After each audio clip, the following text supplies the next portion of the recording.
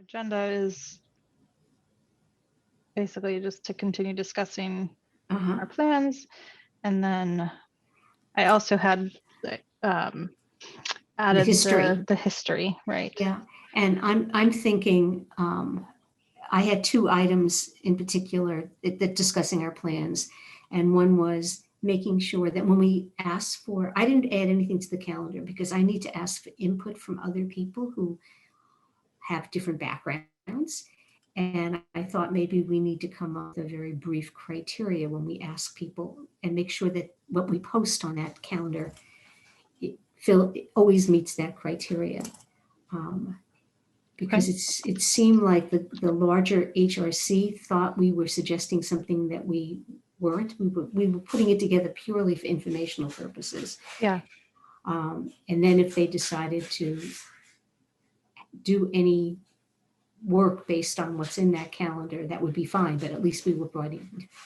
Here she comes. Great. So I thought we needed Hi, sorry. Hi there. Hi, I have to take it from the car. Unfortunately, I didn't get back to the house in time. So is this okay? I can hear you guys. Sure. Did you have a live class today? Yes. So I teach 4 times a week, and on Tuesdays there's 2 classes. Every morning I teach online, and then every Tuesday I actually get to come and teach on campus, and I have 4 students in the class, and then the other 30 are online. So it's called High Flex. Huh. Very interesting. We thought you'd be just moving from one Zoom meeting to the other today. Well, I was hopefully gonna try to take it I was hoping I would be home because I cut them at 6:15, but I had a little bit of traffic. Otherwise, I would have just stayed and logged in from Suffolk's computers. But yeah, it's the one day a week I get to go somewhere, and it just feels really good, you know? Yeah.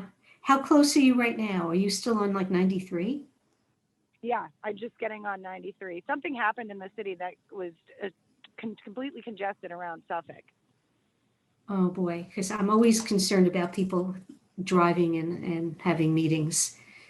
Oh no, Because I have a mount and everything. It's not that. It's just that we don't even realize how distracting it is. So anyhow, I was just saying to Jen that, we know we're continuing the same work we were doing before. Plus, we also are discussing the history. And that actually leads me to the biggest question of all, is we have a few things on our plate, but do we have, is this a task force or is this a true subcommittee where we keep going and have ongoing responsibilities? And if that's the case, of course, when the commission turns over a bit later in the spring, that's a whole new committee. So if it is something ongoing, not just a task force, I think we need to really be very clear about what our purpose is. And because we weren't given a specific charge, we sort of charged out there and offered. Does that make sense? So I know, Kim, you have I know Jen's term is over, but she may renew. And Kim, you have an unexpired term, correct? No, so I'm actually expired in April, and there's a possibility that I won't be part of this in April, just for my fault, obviously, because I was 2 hours too late getting in my application, but Maria and I talked, and we're going to talk to Steve Mayo. Maybe there's a way that I can help you guys volunteer or consult. But yeah, no, I was a one of the temporary terms that was only from October to April. Okay. Well, that sort of leaves me because I have 3-year term. Yeah. I mean, I think you're in charge. Yeah. Well, then I need even more guidance. I want to Right. make sure that I'm very, very clear about whether or not this is something that is short term, and when we're done, or if it's going to be ongoing. And if that's the case, I want to make sure that we have a very well-stated purpose. I mean, certainly we do other things too, Right. but we should stay within that strategic purpose, that direction that we're supposed to go. And so, Sherry, I would propose that Yeah. the 3 of us, since we are, I mean, right now a subcommittee, not necessarily task force, right? We have specific things that we want to do. We want to create a calendar. We want to create some guidelines for folks for how to post and advertise. I added this, and this doesn't have to be our commission or our subcommittee who does this, but doing something on our website to kind of give the history for people who are curious or who can go out there. I know we added some history to our orientation for ourselves, but something that's more public facing. And so to me, those are three. And I think you said maybe, we could break up some of those things into smaller segments as well, but those are sort of deliverables that we've said we wanted to accomplish. And then from there, I think then maybe in April, once the commission turns over, that gets readdressed and says, okay, Sherry, still, if you're still interested, continuing on something like with our communications. And so maybe at that point, it becomes more of a task force because we've got the structure in place for you all to kind of just say, all right, we're going to be the ones to write the press releases and we're going to be the ones to do X, Y, Z. Actually, I have the opposite. Oh, interesting. Committee is ongoing. Task force is very specific for a time period. So I feel like maybe, because I work with committees, and committees are ongoing, and that's something that we need to go back to the HRC and say, is this going to be a standing type committee? Right. Or is it just a task force that took on some projects for now, while the three of us can do this together? Right. Yeah. I mean, if you can we could put that on the agenda for this meeting or maybe like the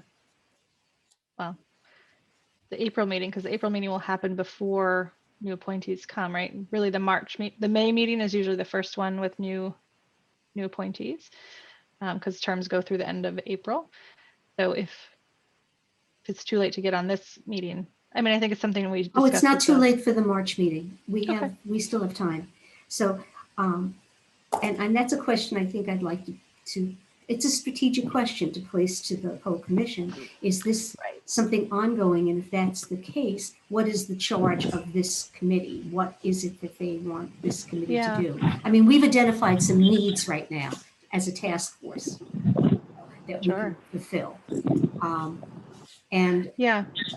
So going back to one of those needs, the calendar, and as I had said to Jen a little bit earlier, Kim, that the group didn't quite understand our purpose. We weren't telling them that they had to acknowledge all these dates. What we were just doing was providing information so that they can go ahead if in the future they wanted to. But I thought it would be very helpful because I can't really add very specific things that are unique to a particular religion or culture that I'm unfamiliar with.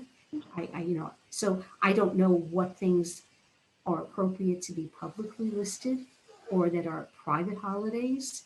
So I was thinking that if we had a little criteria for when we ask the public of what should be added or what should not be included, that would be helpful. Interesting because it does open it opens the conversations with the community too, which can only be a good thing, right? Right. And that's what I was thinking, that we want to have a discussion with the community about what kinds of things should people at least be aware of. And then if there is something that would be appropriate for the WHRC to program, we need the guidance from the people that hold these particular commemorations and special days close to them. Because I don't feel like I should be deciding that. Like, I can't tell you there's some holidays that are obvious, and there's commemoration days. And certainly I put a lot of things on there that were general civil rights commemorations. But if we are also going to try to be informative about diversity in our culture, I can't do that. Because I don't know what is the appropriate public. Is Diwali the appropriate Hindu holiday? I don't know. I know Ramadan is very much a family-oriented private prayer holiday, fasting for Muslims. Eid is more public. We've celebrated that in town because that's the end of Ramadan. But there's so much else. Like I wouldn't know what to put in there for someone who was Buddhist or Sikh or Chinese even, because I know that Chinese New Year's has been somewhat appropriated by the general public, and there's more to it than Right. And I think the we paper can dragons, you know. Lunar New Year, not just Chinese New Year. Right, not just Chinese. the Lunar New Year, right. And it's, so I even used the wrong term. So I am definitely, no, I did. It's Lunar New Year, and it's a very special holiday for people of that particular culture. And it's been somewhat appropriated as this party by the general public. And we shouldn't be doing that. So what I'm saying is and I can put together little bits of criteria, just even looking at the mission statement of the HRC. Yeah, I think that's good. And share it with that. Okay. And then we can make a, okay, that will be my request of the public to say, submit your right. Okay. And celebrating in town or acknowledging even. So I think, and then we can decide what gets elevated to, obviously we have our main programs like MLK Day and International Women's Day and those things that we do as a community. But then I think there are those things that we can just acknowledge and educate about, right? Just with posts. So what, maybe it's like when we're asking those, what are those criteria or those questions of the public? It's, what do you think we should do as like an event versus just an acknowledgement. Just an acknowledgement and information. I mean, like I remember about 3 years ago, Maureen had a really lovely Eid celebration, and I went to that, and I met her family, and a lot of people went to that, and it was really, really nice. And I think it helped to inform some people who weren't in the Muslim community about that particular commemoration. And I lived in a Muslim country, so I'm a little more familiar with some things than others.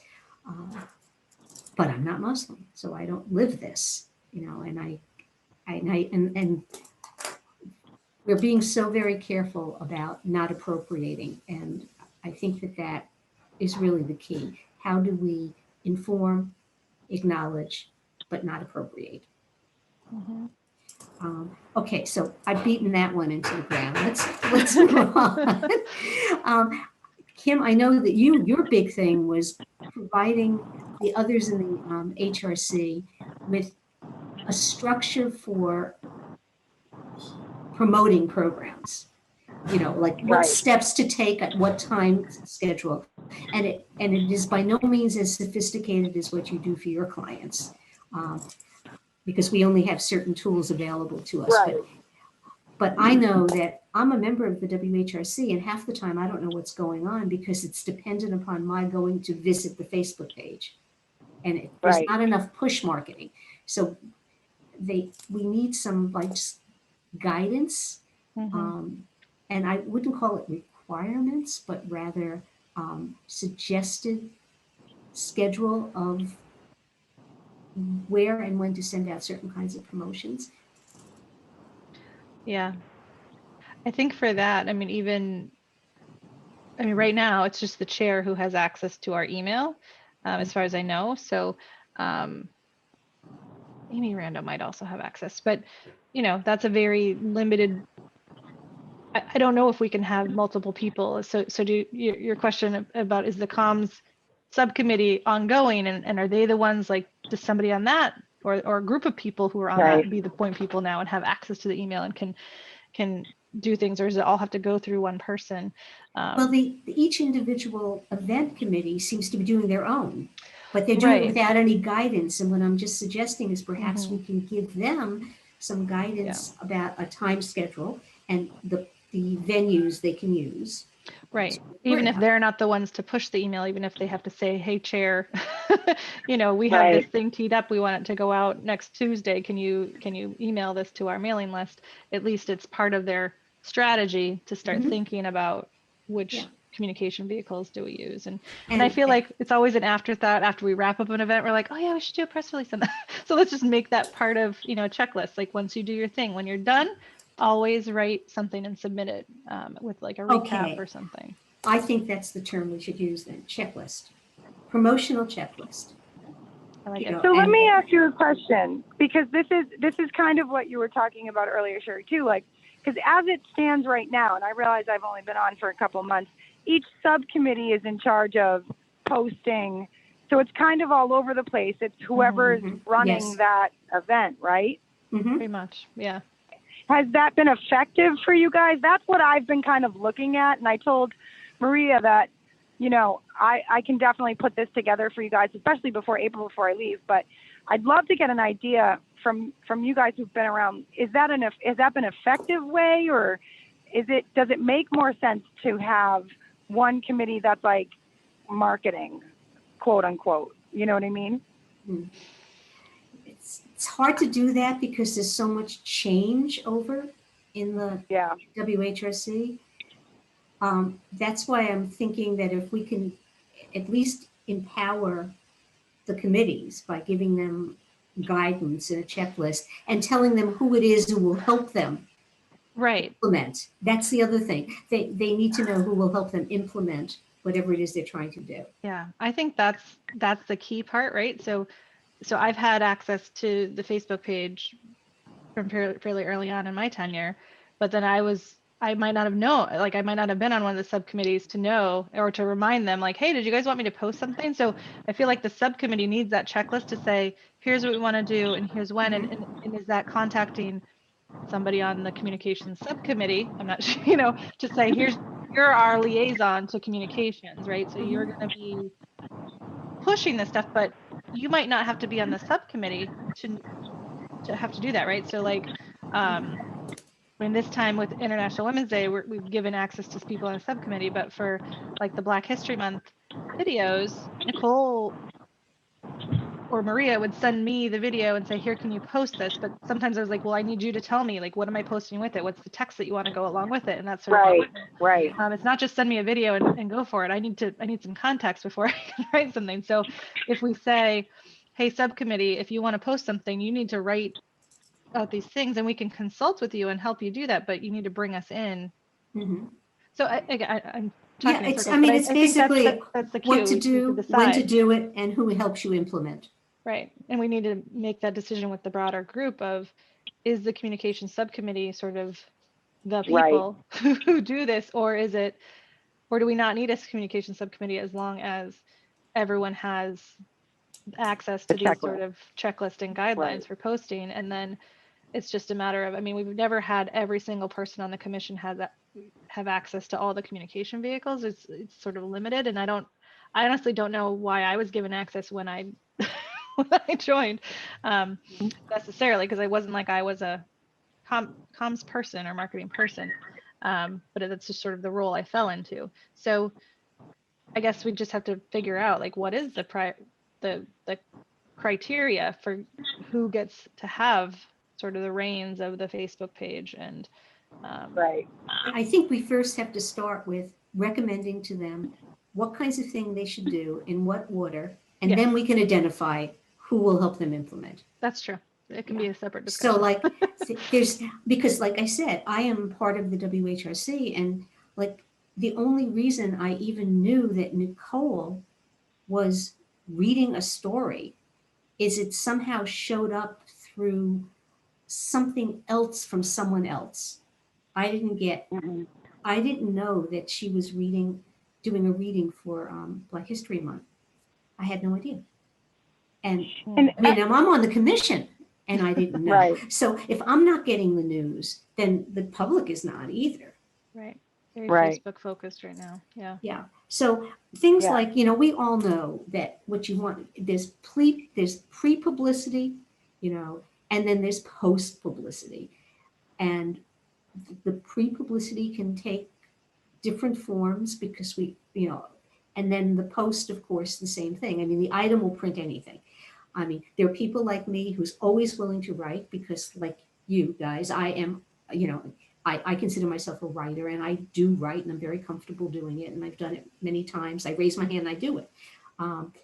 So I think as the other thing is who implements, we also can put in there resources. If you're not comfortable writing, so-and-so will edit for you, whoever is available at the time. Yeah. that kind of thing. Right. We first have to identify what they should do when, because I think that each time there's like, oh God, what should we do? And they need to know, like, you have to Like do a a Facebook playbook. posting, Yeah. a playbook, a checklist. Yeah. And, here we are, what is this, our fourth, well, not with one meeting we didn't have, but this is really important, I think, in terms of helping the others on whether this stays just a task force that just does these projects or becomes a regular committee with new Yeah. people as things turn over. And I think you were saying, that continuity is important, right? Because I feel like I'm finally getting into the flow of like, what do we typically do? Or what have people done in the past? Because I started and I'm like, I don't know. Do we always do this? No one knows, right?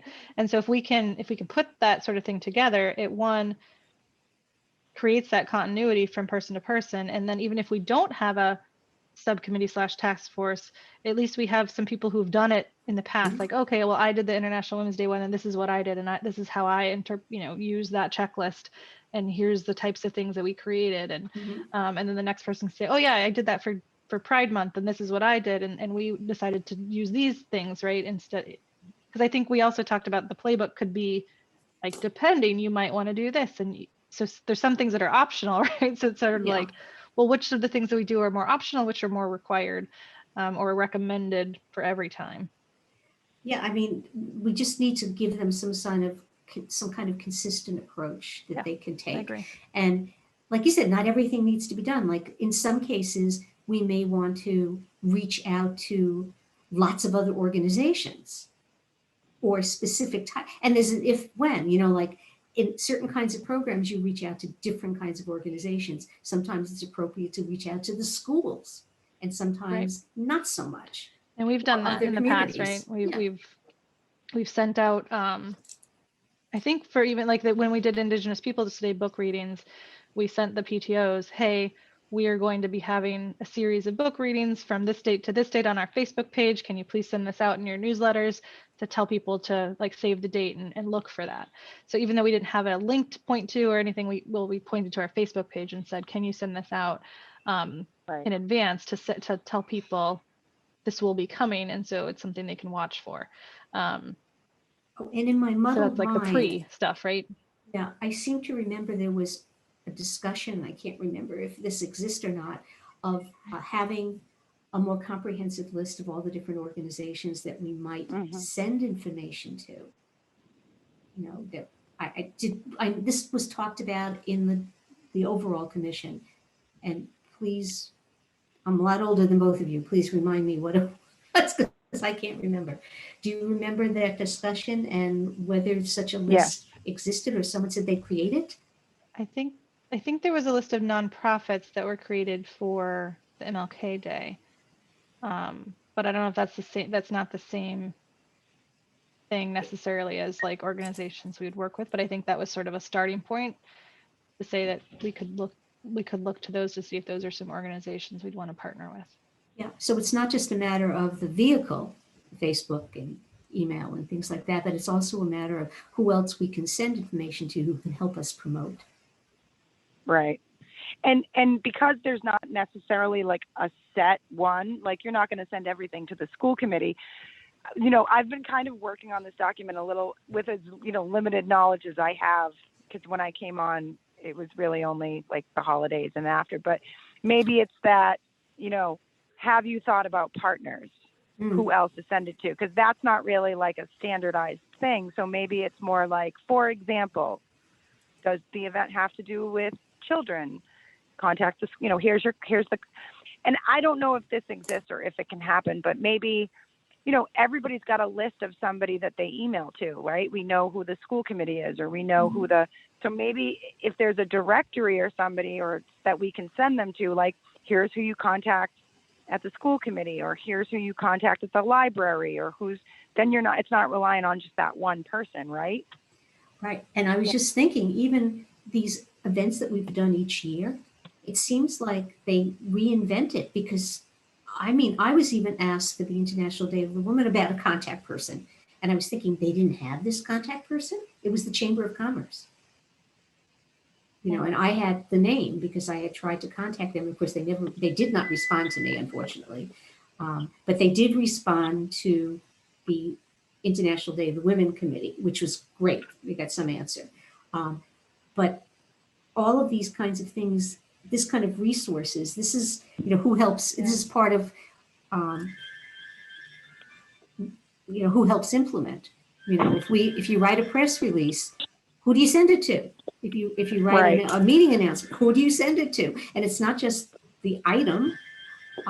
It's right, because there's like the Patch or the Wakefield Observer is. Hold on, just Reed, your phone is ringing like crazy. But also too, how do you write a press release? Because that's great. I can do it. I can do it with my eyes closed, but I'm going to be gone in April. So maybe I've never, like how in depth, I guess, is, and maybe this is where, because I do have until April, and I did tell Maria, should I not be allowed to come back? I definitely can still consult in that case where I can still put together volunteer. Right. So, knowing kind of like, what do we need realistically? Like what is helpful? Like, is a press release template helpful that people can follow?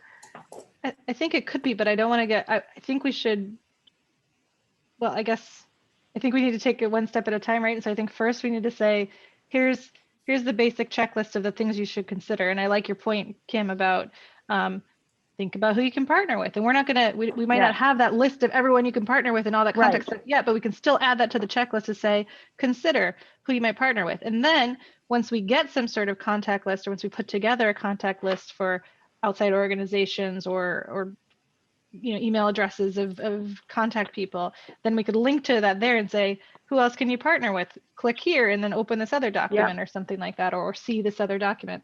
But I don't want to, I don't want to get bogged down and say we can't release that checklist until we get all these other supplemental materials. No. I just, it was, and you know what? A lot of on the first part first. And a lot of the things that go on the checklist are already in the heads of the people who did events, but it's not recorded for everybody else. Yeah. So like the people who were working on MLK Day, they, I'm sure, could add to that resource list. Who did you tap for help, for information? And this year was so weird, but when I